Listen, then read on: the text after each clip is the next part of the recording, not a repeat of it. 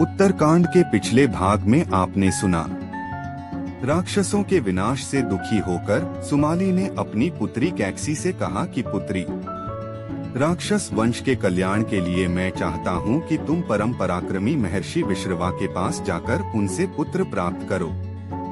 वही पुत्र हम राक्षसों की देवताओं से रक्षा कर सकता है। आज हम आपको रावण के जन्म की कथा सुनाएंगे, तो कथा शुरू करने से पहले कमेंट में सभी लिखें जय श्री राम और चैनल को सब्सक्राइब कर ले। अगस्त्य मुनि ने कहना जारी रखा। पिता की आज्ञा पाकर कैकसी विश्रवा के पास गई और उन्हें अपने अभिप्राय से अवगत कराया। उस समय भयंकर आंधी चल रही थी, आकाश में मेघ गरज रहे थे। कैकसी का अभिप्राय जानकर विश्रवा ने कहा कि भद्रे, तुम इस कुबेला में आई हो, मैं तुम्हारी इच्छा तो पूरी कर दूंगा, परंतु इससे तुम्हारी संतान दुष्ट स्वभाव वाली और क्रूर कर्मा होगी। मुनि की बात सुनकर कैकसी उनके चरणों में गिर पड़ी और बोली कि भगवान, आप ब्रह्मवादी महात्मा हैं, आपसे मैं ऐसे दुराचारी संतान पाने की आशा नहीं करती, अतः आप मुझ पर कृपा करें। कैकसी के वचन सुनकर मुनि विश्रवा ने कहा कि अच्छा, तो तुम्हारा सबसे छोटा पुत्र सदाचारी और धर्मात्मा होगा। इस प्रकार कैकसी के 10 मुख वाले पुत्र का जन्म हुआ, जिसका नाम दशग्रीव रखा गया। उसके पश्चात कुंभकर्ण, शूर्पणखा और विभीषण के जन्म हुए। दशग्रीव और कुंभकर्ण अत्यंत दुष्ट थे, किंतु विभीषण धर्मात्मा प्रकृति का था। दशग्रीव ने अपने भाइयों सहित ब्रह्मा जी की तपस्या की। ब्रह्मा के प्रसन्न होने पर दशग्रीव ने मांगा कि मैं गरुड़, नाग, यक्ष, दैत्य, दानव, राक्षस तथा देवताओं के लिए अवध्य हो जाऊं। ब्रह्मा जी ने तथास्तु कहकर उसकी इच्छा पूरी कर दी। विभीषण ने धर्म में अविचल मति का और कुंभकर्ण ने वर्षों तक सोते रहने का वरदान पाया। फिर दशग्रीव ने लंका के राजा कुबेर को विवश किया कि वह लंका छोड़कर अपना राज्य उसे सौंप दे। अपने पिता विश्रवा के समझाने पर कुबेर ने लंका का परित्याग कर दिया और रावण अपनी सेना, भाइयों तथा सेवकों के साथ लंका में रहने लगा।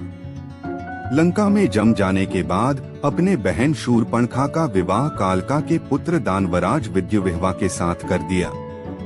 उसने स्वयं दिति के पुत्र मय की कन्या मंदोदरी से विवाह किया, जो हेमा नामक अप्सरा के गर्भ से उत्पन्न हुई थी।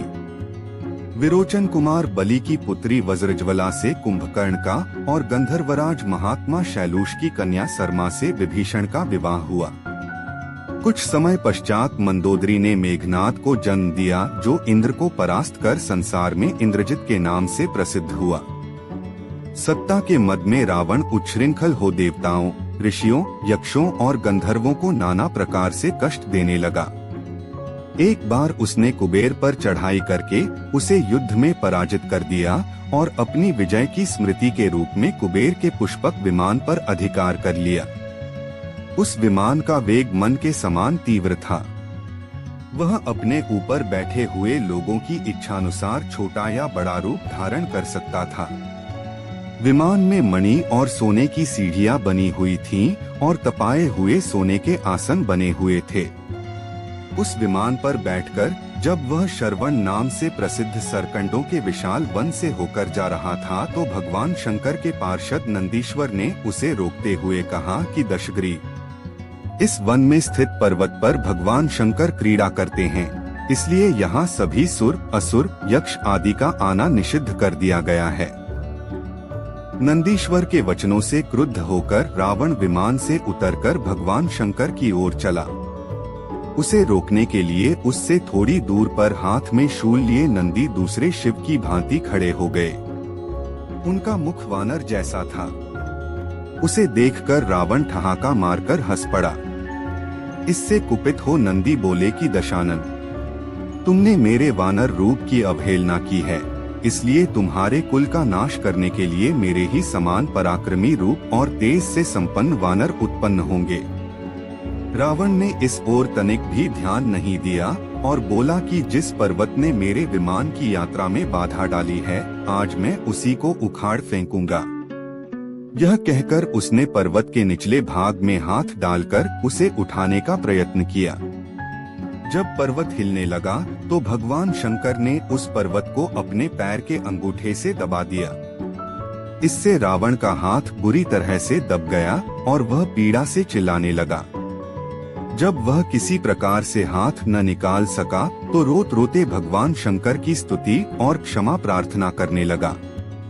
इस पर भगवान शंकर ने उसे क्षमा कर दिया और उसके प्रार्थना करने पर उसे एक चंद्रहास नामक खड्ग भी दिया। अगस्त्य मुनि ने कथा को आगे बढ़ाया। एक दिन हिमालय प्रदेश में भ्रमण करते हुए रावण ने ब्रह्मर्षि कुशध्वज की कन्या वेदवती को तपस्या करते देखा। वह उस पर मुग्ध हो गया और उसके पास आकर उसका परिचय तथा अविवाहित रहने का कारण पूछा। वेदवती ने अपने परिचय देने के पश्चात बताया कि मेरे पिता विष्णु से मेरा विवाह करना चाहते थे। इससे क्रुद्ध होकर मेरी कामना करने वाले दैत्यराज शंभु ने सोते में उनका वध कर दिया। उनके मरने पर मेरी माता भी दुखी होकर चिता में प्रविष्ट हो गई। तब से मैं अपने पिता के इच्छा पूरी करने के लिए भगवान विष्णु की तपस्या कर रही हूँ। उन्हीं को मैंने अपना पति मान लिया है। पहले रावण ने वेदवती को बातों में फुसलाना चाहा, फिर उसने जबरदस्ती करने के लिए उसके केश पकड़ लिए। वेदवती ने एक ही झटके में पकड़े हुए केश काट डाले। फिर यह कहती हुई अग्नि में प्रविष्ट हो गई कि दुष्ट, तूने मेरा अपमान किया है। इस समय तो मैं यह शरीर त्याग रही हूँ, परंतु तेरा विनाश करने के मैं अयोनिजा कन्या के रूप में जन्म लेकर किसी धर्मात्मा की पुत्री बनूंगी। अगले जन्म में वह कन्या कमल के रूप में उत्पन्न हुई। उस सुंदर कांति वाली कमल कन्या को एक दिन रावण अपने महलों में ले गया। उसे देखकर ज्योतिषियों ने कहा कि राजन, यदि यह कमल कन्या आपके घर में रही तो आपके और आपके कुल के विनाश का कारण बनेगी। यह सुनकर रावण ने उसे समुद्र में फेंक दिया। वहां से वह भूमि को प्राप्त होकर राजा जनक के यज्ञ मंडप के मध्यवर्ती भूभाग में जा पहुंची। वहां राजा द्वारा हल से जोती जाने वाली भूमि से वह कन्या फिर प्राप्त हुई। वही वेदवती सीता के रूप में आपकी पत्नी बनी और आप स्वयं सनातन विष्णु हैं। इस प्रकार आपके महान शत्रु रावण को वेदवती ने पहले ही अपने शाप से मार डाला। आप तो उसे मारने में केवल निमित्त मात्र थे। अनेक राजा महाराजाओं को पराजित करता हुआ दशग्रीव इक्ष्वाकु वंश के राजा अनर्ण्य के पास पहुंचा, जो अयोध्या पर राज्य करते थे। उसने उन्हें भी द्वंद्व युद्ध करने अथवा पराजय स्वीकार करने के लिए ललकारा। दोनों में भीषण युद्ध हुआ, किंतु ब्रह्मा जी के वरदान के कारण रावण उनसे पराजित न हो सका। जब अनर्ण्य का शरीर बुरी तरह से क्षत विक्षत हो गया तो रावण इक्ष्वाकु वंश का अपमान और उपहास करने लगा। इससे कुपित होकर अनर्ण्य ने उसे शाप दिया कि तूने अपने व्यंग्यपूर्ण शब्दों से इक्ष्वाकु वंश का अपमान किया है, इसलिए मैं तुझे शाप देता हूँ कि महात्मा इक्ष्वाकु के इसी वंश में दशरथ नंदन राम का जन्म होगा, जो तेरा वध करेंगे। यह कहकर राजा स्वर्ग सिधार गए। रावण की उद्दंडता में कमी नहीं आई। राक्षस या मनुष्य जिसको भी वह शक्तिशाली पाता, उसी के साथ जाकर युद्ध करने लगता। एक बार उसने सुना कि किष्किंधापुरी का राजा वाली बड़ा बलवान और पराक्रमी है, तो वह उसके पास युद्ध करने के लिए जा पहुंचा। वाली की पत्नी तारा, तारा के पिता सुषेण, युवराज अंगद और उसके भाई सुग्रीव ने उसे समझाया कि इस समय वाली नगर से बाहर संध्योपासना के लिए गए हुए हैं। वे ही आपसे युद्ध कर सकते हैं और कोई वानर इतना पराक्रमी नहीं है जो आपके साथ युद्ध कर सके। इसलिए आप थोड़ी देर उनकी प्रतीक्षा करें। फिर सुग्रीव ने कहा कि राक्षस राज, सामने जो शंख जैसे हड्डियों के ढेर लगे हैं, वे वाली के साथ युद्ध की इच्छा से आए आप जैसे वीरों के ही हैं। वाली ने इन सब का अंत किया है।